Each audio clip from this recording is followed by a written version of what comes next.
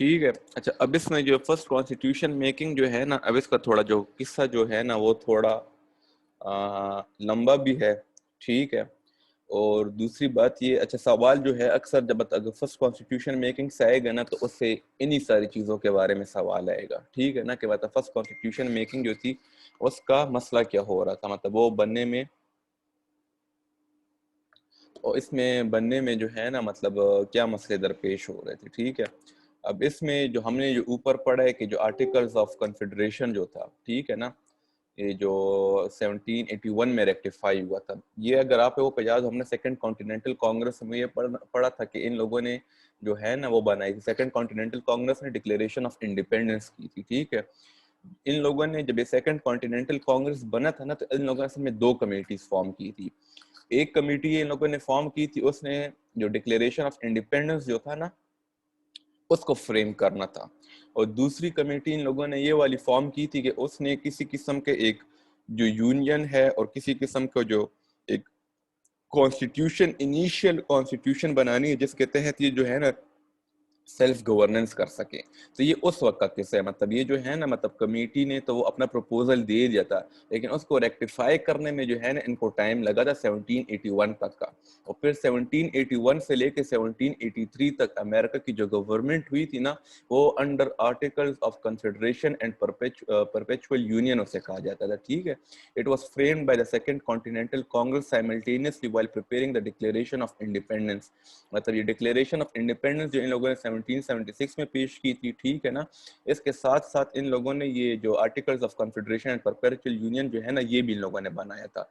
लेकिन ये तो एकदम जो है क्या कहते हैं उसमें नहीं आ सकता था ना, इन इफेक्ट नहीं आ सकता था, इसको सारी स्टेट्स ने रेक्टिफाई करना था। ठीक है। तो उसकी जो रेक्टिफिकेशन थी ना वो तकरीबन फिर 1781 तक हुई थी। ठीक है। The union assumed the title the United states in Congress assembled. अब अभी तो हम कहते हैं ना यूनाइटेड स्टेट्स ऑफ अमेरिका, उस वक्त इन लोगों ने जो इस यूनियन को जो नाम दिया हुआ था ना उस यूनियन का नाम था the United states in Congress assembled. ठीक है। तो ये जो था फर्स्ट कॉन्स्टिट्यूशन मेकिंग, अभी भी ये, अब ये जो है ना ये इनकी पहली कॉन्स्टिट्यूशन नहीं है, पहली कॉन्स्टिट्यूशन के बारे में अभी हम लोग पढ़ेंगे। लेकिन ये आप इसको एक बिल्कुल एक इनिशियल प्लान ऑफ एक्शन कह सकते हैं, इनिशियल कॉन्स्टिट्यूशन कह सकते हैं। ठीक है। लेकिन जो फर्स्ट कॉन्स्टिट्यूशन जो है ना वो हम लोग अभी पढ़ेंगे। इसके साथ इसमें अपने आप को ये कंफ्यूज मत कर देना कि जो आर्टिकल्स ऑफ कन्फेडरेशन है ये हमारी पहली कॉन्स्टिट्यूशन है, ऐसा नहीं है। पहली कॉन्स्टिट्यूशन जो है ना वो हम लोग अभी पढ़ेंगे। ठीक है। और इसमें टोटल जो है ना वो दो कॉन्स्टिट्यूशन हैं। तो अब ये हम पढ़ते हैं कि जो फर्स्ट कॉन्स्टिट्यूशन है उसकी शॉर्ट कमिंग्स क्या थी। ठीक है ना। अच्छा, government under the articles of confederation.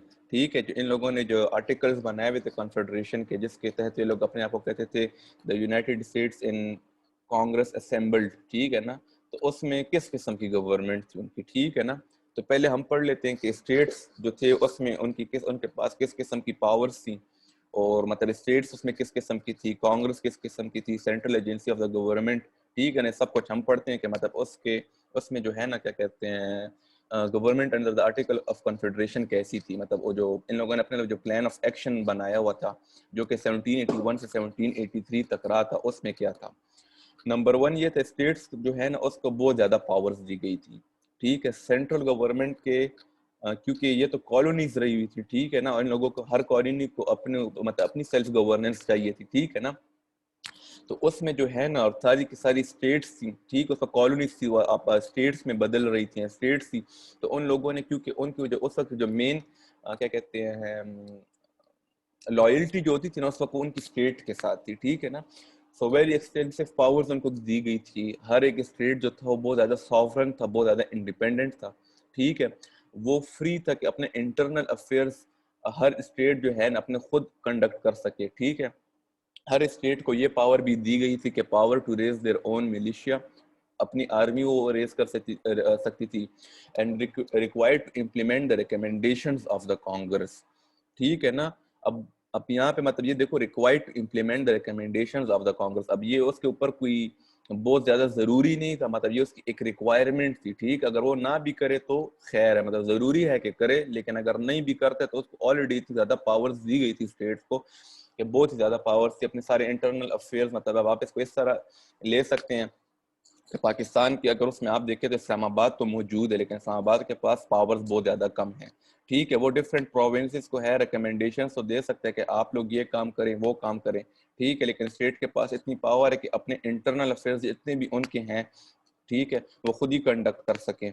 ठीक है, अब केपीके की अपनी एक आर्मी हो, पंजाब की अपनी एक आर्मी हो, ठीक है ना, और वो फुली इंडिपेंडेंट हो और सॉवरन हो किसी भी किस्म की सेंट्रल गवर्नमेंट से, ठीक है ना। तो उस वक्त जो था ना वो इसी तरह था कि इन सब का, इन सारी स्टेट्स का 13 कॉलोनीज जो कि स्टेट्स में बदल गई थी, ठीक है ना, उनके पास वो अपने सारे फैसलों में सॉवरन थी, इंडिपेंडेंट थी, अपने इंटरनल अफेयर्स को कंडक्ट करने के पास उनकी पूरी पावर थी।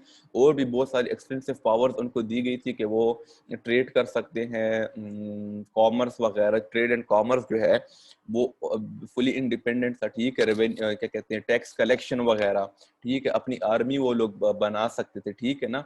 और उनको उनकी ये कांग्रेस की तरफ से जो भी मतलब कांग्रेस उनको एक रिकमेंडेशन देती है ना, तो ये तो उनको वो ये था कि वो इस चीज को इम्प्लीमेंट कर सकें अपने स्टेट के अंदर या अपने प्रोविंस के अंदर, ठीक है ना। तो एक तो स्टेट्स की जो बात थी under under the articles of confederation, वो तो ये थी, ठीक है। अच्छा, अब कांग्रेस जो था ना उसमें ये था कि सारे स्टेट से जो है ना डेलीगेट्स वहां उसमें मौजूद होते थे, ठीक है। 1 वोट फॉर ईच स्टेट। हो सकता है कि डेलीगेट्स जो है ना पर क्या कहते हैं, डेलीगेट्स जो है ना पर स्टेट जो है ना वो थोड़े ज्यादा भी हों, लेकिन फैसले करते वक्त हर स्टेट को है ना 1 वोट दिया गया था, ठीक है। फिर किसी भी किस्म का लॉ पास करने के लिए, मतलब कांग्रेस अगर कोई लॉ पास कर रही है ना तो फिर सारी कॉलोनीज के ऊपर लागू होगा, ठीक है ना। तो उसके लिए जो है ना 3/4 मेजोरिटी चाहिए होती थी कांग्रेस में सारी स्टेट्स की किसी भी किस्म के बिल को पास करने के लिए। और जो आर्टिकल्स बने हुए थे कॉन्फेडरेशन के, ये तब तक नहीं पास हो सकते थे जब तक के यूनैनिमिटी हो, ठीक है, जब तक के सारी की सारी स्टेट्स जो है ना वो जो है इसके ऊपर एग्री हो। तो ये बड़ा मुश्किल होता है कि सारे के सारे जो स्टेक होल्डर्स हो ना वो एक ही बात के ऊपर एग्री हो। तो इससे ये हो रहा था कि जो आर्टिकल्स थे ना उनकी अमेंडमेंट किसी किस्म की भी नहीं हो सक रही होगी, ठीक है ना। तो ये कांग्रेस के पास जो है ना इस किस्म की क्या कहते हैं पावर थी उस वक्त उसके पास। स्टेट्स के पास बहुत सारी पावर थी, ठीक है ना। कांग्रेस का जो वर्किंग थी वो इस किस्म की थी कि 3/4 मेजोरिटी चाहिए होती थी किसी भी किस्म के बिल को पास करने के लिए। दूसरा, अगर आपने आर्टिकल्स को अमेंड करने, चेंज करने, तो उसके लिए आपको यूनैनिमिटी चाहिए होती थी, ठीक है। और हर एक स्टेट को है ना कांग्रेस में सिर्फ 1 वोट दिया गया था, ठीक है। और सारी स्टेट्स जो थी उसमें से डेलीगेट्स उसमें मौजूद थे, ठीक है।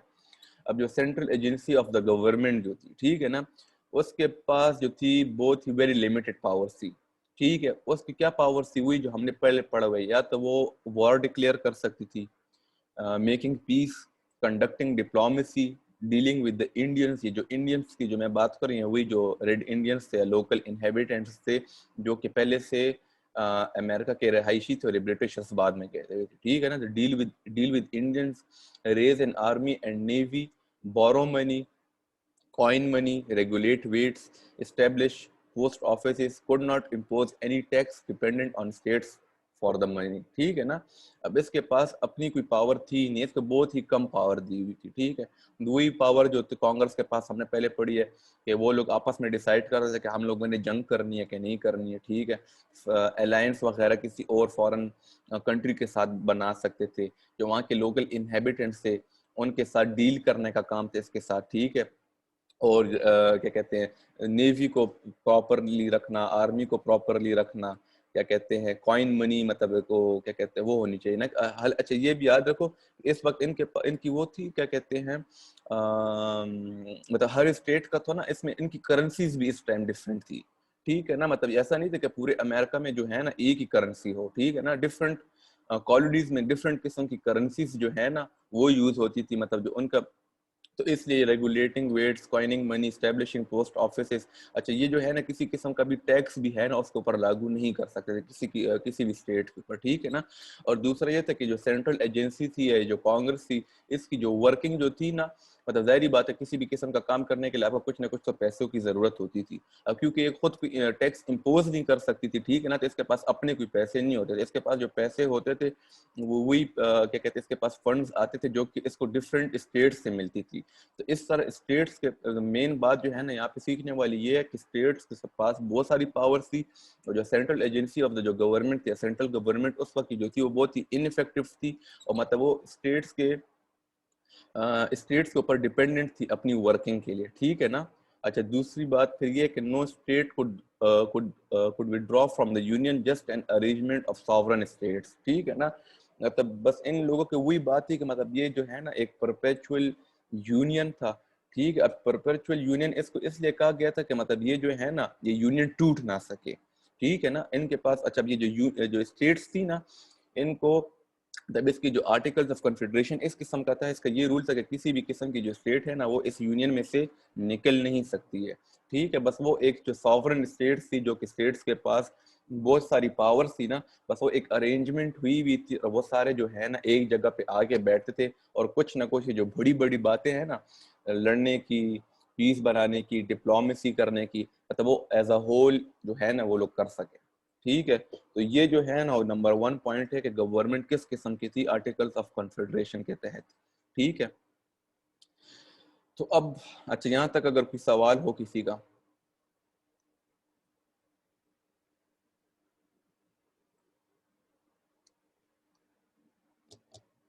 कोई सवाल है?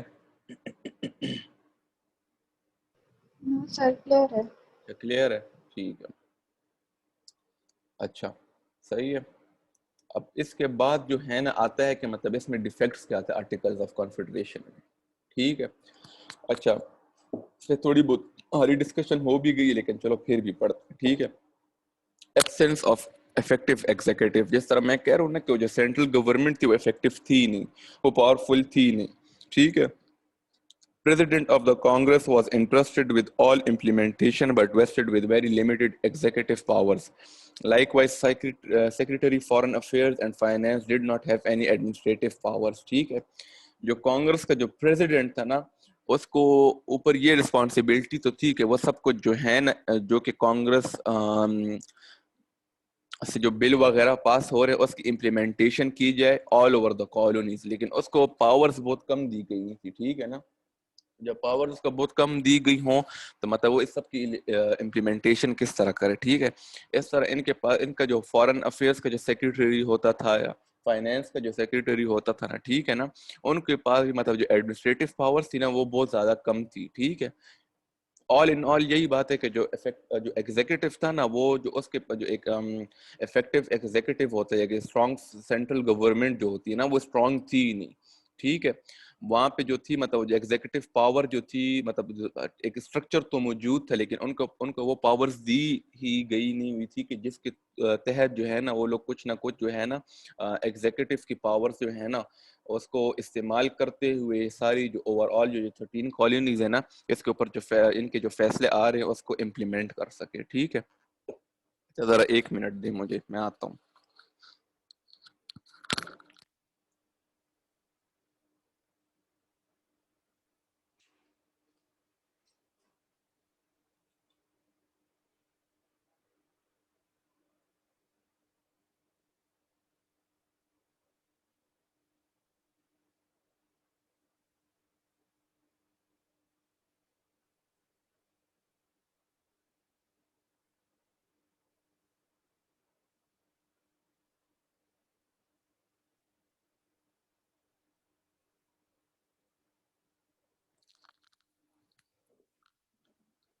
अच्छा, यहाँ तक बात समझ आ गई है,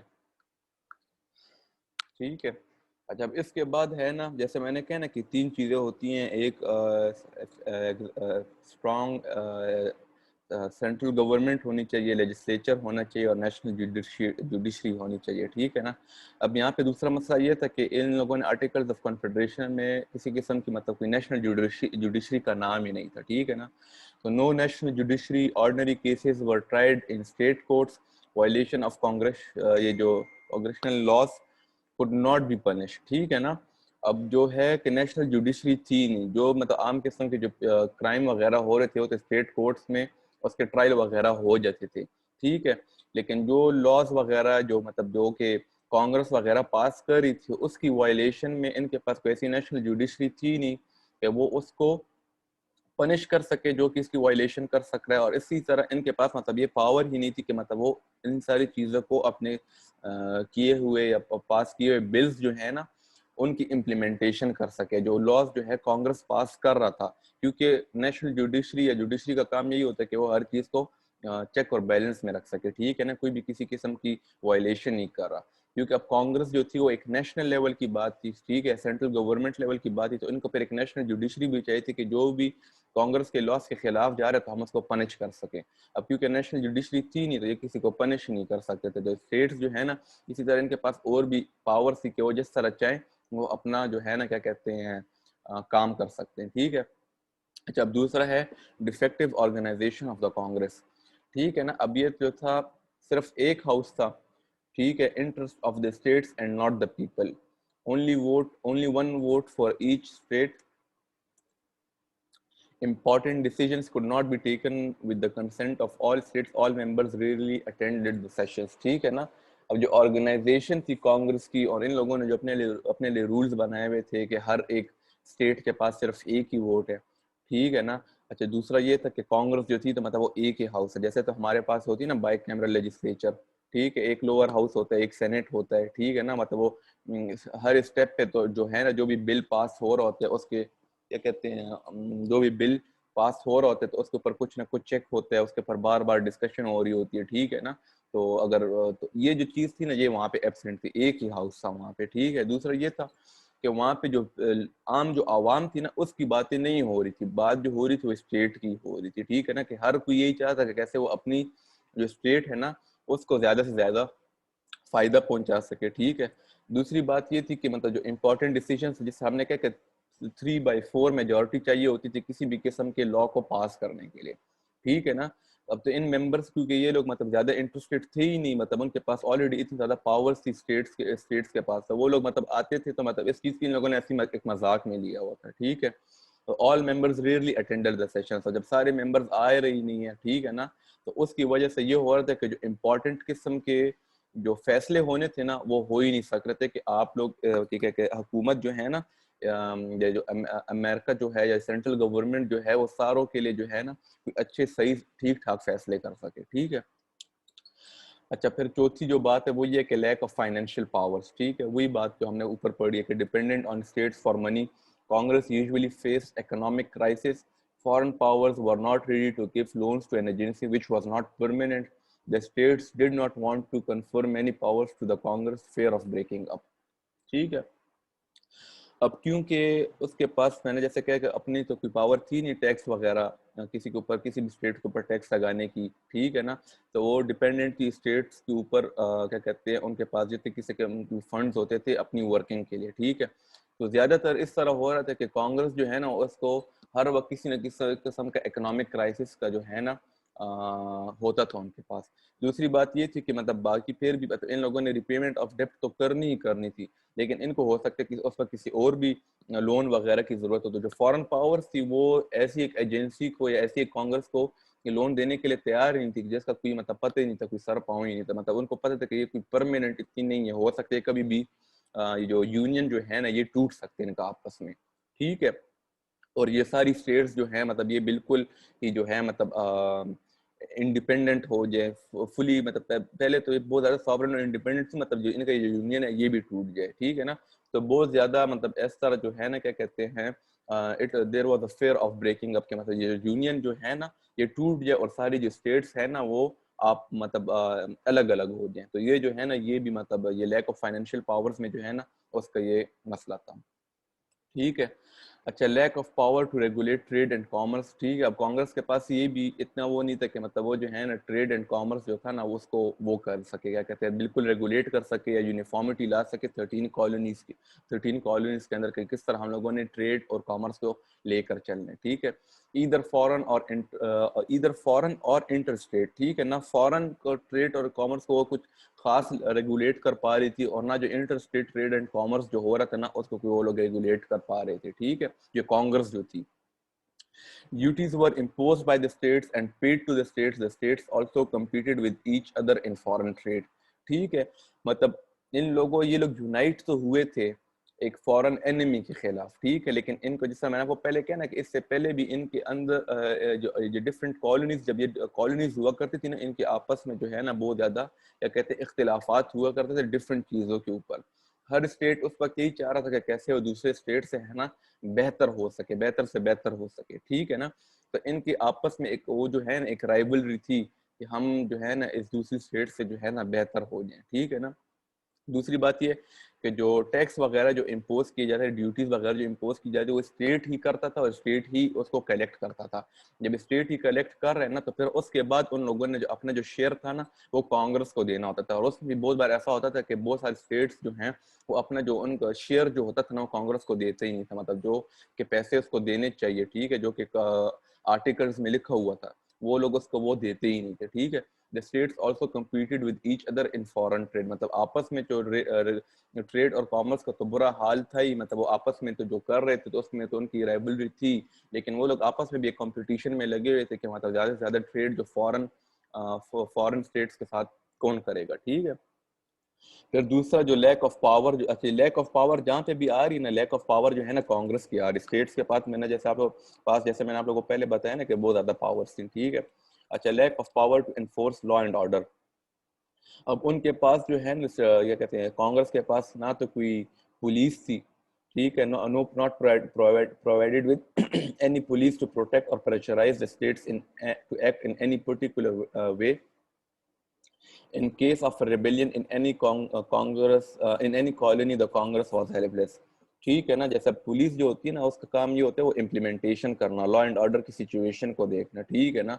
तब इस कांग्रेस के पास ऐसी कोई इफेक्टिव पावर थी नहीं, ऐसी कोई इफेक्टिव इम्प्लीमेंटिंग अथॉरिटी थी नहीं कि मतलब वो जो है ना बाकी स्टेट्स को जो है ना क्या कहते हैं प्रेशराइज कर सके, ठीक है, प्रेशराइज कर सके कि उन लोगों ने एक खास मैनर के थ्रू जो है ना चलना है, ठीक है ना।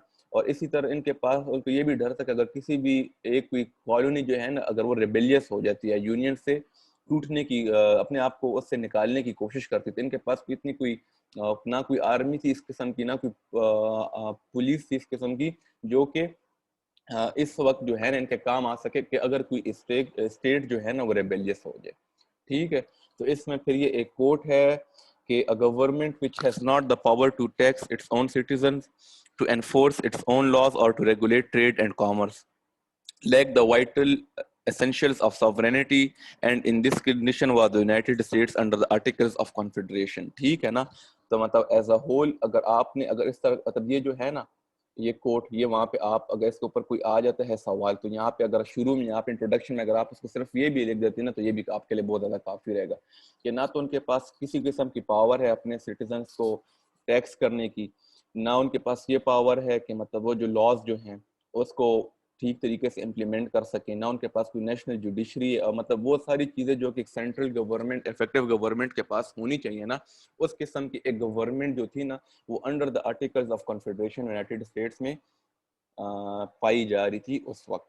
तो ये जो सारी बातें हैं ये हैं कि मतलब ये अच्छा ये जो है ना ये वही वाली सारी बातें, ठीक है, कि government under the article of confederation क्या थी और इसमें स्टेट्स के पास कितनी पावर थी, कांग्रेस के पास कितनी पावर थी, मतलब इसके डिफेक्ट्स क्या थे, ठीक है ना, मतलब इनको नीड क्यों पेश आई कि एक नई कॉन्स्टिट्यूशन बनाई जाए, ठीक है ना। तो ये सारी जो है ना ये वो वाली बातें हैं। तो अगर अब इसमें कोई सवाल हो तो पूछ लो।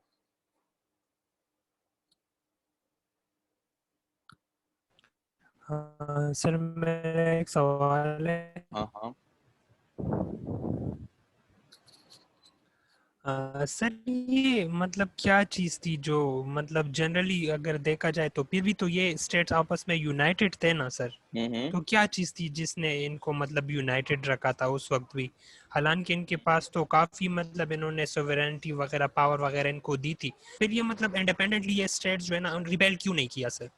इन लोगों ने देखो रिबेलियस से नहीं किया ना क्योंकि देखो इन लोगों ने वो रिपीमेंट, मैंने जिस सर ये वाला पॉइंट बताया था, देखो मुझे लगता है सबर करो, ये जो नंबर 3 जो पॉइंट है ना ये जरा तुम देखो, ये तो मैंने तुम्हें सारा बताया पता, तुम्हें तो पता है ना। Thus a need for central government arose to tackle problems such as the repayment of foreign डेब्ट and foreign debt contracted during the Revolutionary War, regulating the interstate trade and commerce और etc. ठीक है, मतलब क्योंकि इन लोगों ने unitedly एक चीज के खिलाफ काम किया था, तो उस वक्त जो रिपरकशंस इनके ऊपर फिर आए थे, मतलब इन लोगों ने जो फॉरेन डेब्ट एक्यूमुलेट किया था अपने ऊपर, तब वो फिर किसी एक स्टेट की तो जिम्मेदारी नहीं थी ना उसके साथ जो है ना वो करना, क्या कहते हैं उसको वापस रिपे करना, ठीक है। क्योंकि अब इन लोगों ने यूनाइटेडली एक चीज के खिलाफ काम किया था, तो फिर उनको यूनाइटेडली जो उसके जो रिपरकशन से या उसकी जो क्या कहते हैं आफ्टरमैथ जो था ना, उसको इन लोगों ने जो है ना कलेक्टिवली फिर टैकल करना था, ठीक है। दूसरी बात ये थी कि परपेचुअल यूनियन, इन लोगों ने इसका परपेचुअल यूनियन इसलिए कहा हुआ था, मतलब परपेचुअल हम कहते हैं कंटिन्यूएशन को, ठीक है। उसमें इनका एक आर्टिकल ये था कि किसी जो स्टेट जो है ना एक बार इस यूनियन में आ जाएगी तो फिर उसके बाद वो इससे निकल नहीं सकेगी, तो वो एक किस्म के जो थे ना वो थे क्या कहते फंसे हुए थे इसके अंदर, बस उनको और किसी चीज की जरूरत ही नहीं थी, उनके ऑलरेडी जो स्टेट्स जो थी उनके पास इतनी ज्यादा पावर थी, तो इन लोगों ने, मैंने जैसा आप लोग बताया कि इस चीज को ऐसी एक मजाक के तहत लिया हुआ था कि चलो बस लगे रहते हैं, ठीक है ना, हमारे पास तो वो सारी पावर्स हैं जो कि हमें चाहिए एज ए स्टेट, हम लोग अपना टैक्स भी हम लोग इम्पोज कर रहे हैं, हम लोग अपनी आर्मी भी रेस कर सकते हैं, मतलब इनको जितनी भी एक स्टेट के पास या एक कंट्री के पास एक जो पावर होती है ना वो इनको एज ए स्टेट मिली हुई थी, ठीक है ना। तो अब ये लोग जरूरी, अब इन लोगों ने बस इस चीज को मजाक में लिया हुआ था, क्योंकि इन लोगों ने जो है ना काम एक साथ जो है ना क्या कहते हैं वो लड़े हुए थे एक साथ, ठीक है। अब उसकी वजह से जो है अब ये लोग ना तो इस यूनियन से निकल सकते थे, ठीक है ना, और यूनियन से निकल तो नहीं सकते थे, लेकिन फिर ये लोग ये कोशिश कर रहे थे कि अपने स्टेट को बेहतर से बेहतर बनाए, ठीक है ना। और बस क्या कहते हैं इन जो कांग्रेस जो थी, बस इन लोगों ने फिर इसको मजाक में लिया हुआ था, ठीक है ना, कि मतलब बस चलो 10 मिनट्स लेफ्ट, ठीक है, बस वो फिर हम सेव कर लेंगे, ठीक है ना। तो इन लोगों ने इस चीज को जो है ना बस एक मजाक में लिया था कि चलो बस हम इसके साथ लगे रहते हैं जहां तक ये चीज जो है ना हम इसको खींच सकते हैं। तो सर हमारे पास कॉन्फ़िगरेशन में होता ही यही है क्या होते बताएं। कि सर सारे उसके स्टेट्स वो तकरीबन इंडिपेंडेंट होते हैं, तो सर वो जस्ट खाना पूरी के लिए सर वो इकट्ठे होते हैं। जैसे सर हमारे पास अभी हम यूरोपीय यूनियन को भी कंसिडर करते हैं ना कि वो हमारे पास कॉन्फेडरेशन है, लेकिन इंग्लैंड ने सर अपनी मर्जी से वो निकल आया उससे। तो सर ठीक है, सही है, यही बात है ना कि मतलब इन लोगों ने इसको इस चीज को मतलब उनके पास ऑलरेडी इतनी ज्यादा पावर थी कि मतलब उनको कांग्रेस को मतलब वो सीरियसली ले ही नहीं रहे थे, ठीक है। जरा तुम फिर बोलो, हमें जरा तुम अपना सवाल एक बार फिर रिपीट करोगे अगर मैंने ठीक से आंसर नहीं किया है तो। सर आंसर हो गया, पर ये एक जगह पे यही मतलब मुझे एम्बिग्विटी है, मैं हाँ एम्बिगुअस उसमें जरा कि फिर आपने पूछो। जो कहा कि बाद में मतलब वो सीरियस नहीं ले रहे थे, तो यही वजह थी कि इनको ज्यादा सोवेरेनिटी दे गई थी ना, यही बात थी ना, मतलब मतलब उन लोगों ने देखो जब जी आर्टिकल्स ऑफ कॉन्फेडरेशन बन रहा था ना, तो देखो उन लोगों ने ये तो एक तो उन लोगों ने आर्टिकल्स ही इस किस्म के बनाए थे क्योंकि वो लोग उस वक्त जो थे ना स्टेट सेंट्रिक थे, ठीक है ना, मतलब हर कोई अपनी स्टेट की तरफ ज्यादा से ज्यादा पावर्स को, मतलब स्टेट सेंट्रिक थे, हर कोई ये चाहता था कि हमारे पास स्टेट के पास ज्यादा पावर हो, ठीक है ना, कि कई कल तो है ना सेंट्रल गवर्नमेंट जो है हमारे कामों में बोल ना सके, इसलिए जब उन लोग आर्टिकल्स फॉर्म कर रहे थे, ठीक है, तो उन लोगों ने ज्यादा से ज्यादा पावर्स जो है ना उनको दी थी, क्या कहते हैं स्टेट को दी हुई थी, ठीक है। अब जब बस हम सर यही कह सकते हैं कि पेट्रियाटिज्म का वो फिनोमेना इसमें आ जाता है, मतलब हाँ स्टेट हाँ की तरफ इनकी इंक्लिनेशन ज्यादा थी, बिल्कुल उस इंटेंशन जो वक्त, है हाँ उस वक्त बिल्कुल देखो हम देखो जब हमने शुरू में उस वक्त वहां पे जब लड़े थे कॉलोनाइजेशन, ना सर, क्योंकि जी लड़े थे, इन पे जुल्म और ज्यादती हुई थी तो इकट्ठे लड़े थे सर पे, तो इसलिए मतलब ये यूनिटी की तरफ, स्टेट की तरफ इनकी इंटेंशन ज्यादा थी सर। हाँ लेकिन देखो इसमें कहने की बात ये है कि जब कोई फॉरेन एनिमी के खिलाफ ये लोग बहुत ज्यादा इनमें यूनिटी थी, लेकिन आपस में जब बात आती थी ना तो उस वक्त जो है ना फिर इसका इन लोगों में डिसयूनिटी आ जाती थी। मतलब फॉरेन एनिमी के खिलाफ देखो हमने कितना पढ़ा कि इन लोगों ने स्टैम्प एक्ट कांग्रेस में एक दूसरे के साथ थे, ठीक है ना। और वो अमेरिकन हर वक्त ये लोग कहते हैं कि first American victory, second American victory, उस वक्त ये लोग मतलब बहुत ज्यादा मतलब फिर इनको जो पेट्रियाटिक फीलिंग या अमेरिकन अमेरिकन फीलिंग आती थी किसी और के खिलाफ, ठीक है।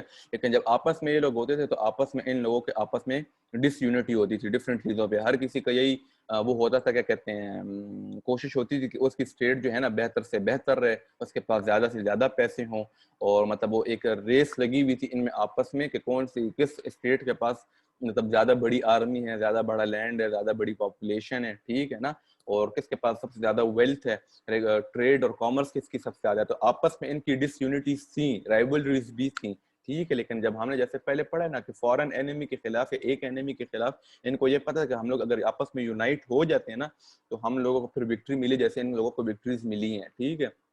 लेकिन ये जो आपस में जब देखो जब फॉरेन एनिमी चले गए और सारा लैंड इन्हीं के पास रह गया ना, तो फिर वो एक टसल ऑफ पावर आप क्या कहते हैं स्टेट्स के दरमियान भी लगा सकते हो, ठीक है ना। कि बस हर कोई चाह था कि मेरी जो स्टेट है ना सबसे ज्यादा बेहतर से बेहतर हो जाए। अब उसमें इन लोगों ने आर्टिकल्स ऑफ कॉन्फेडरेशन में ही स्टेट्स को बहुत ज्यादा पावर दी थी तब, क्योंकि तब जब ये आर्टिकल्स ऑफ कॉन्फेडरेशन बन रहा था 1774 में इसको जो कमेटी वगैरह बनी थी, ठीक है ना।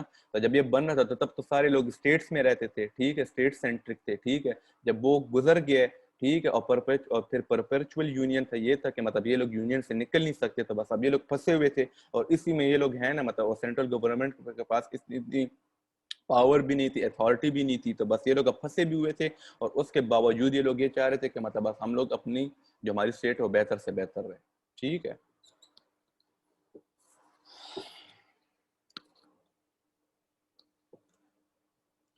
अच्छा, और किसी का कोई सवाल है?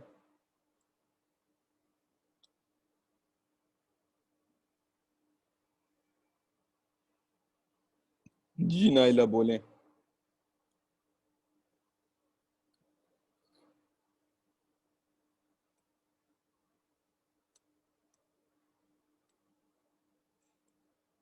बोलें, किसी ने कुछ बोलना है?